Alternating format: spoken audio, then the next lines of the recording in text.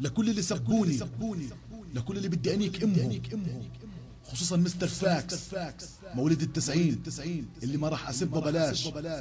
يحكوا اني استقويت على ولد مسكين، مخيم الحسين الزعيم، زومبي فور ايفر، زومبي الاسطوره 22.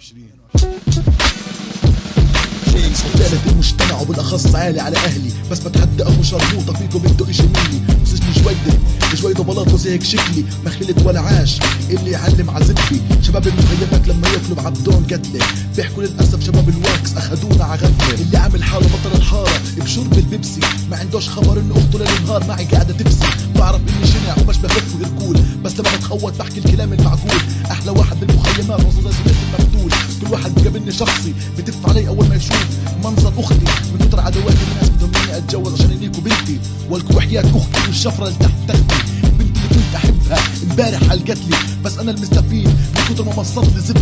يسعد ربي في البنات ما ازكى بختي، انا بطل الحارب ركب المراجيح وانا قزيح زيح في بنات من طول زبي بتصيح.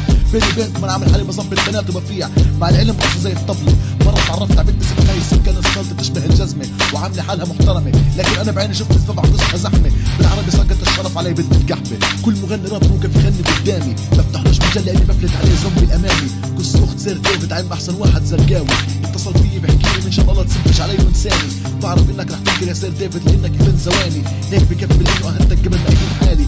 بس رح انيك ان كل مغني راب بالزرقاء يوقف قدامي.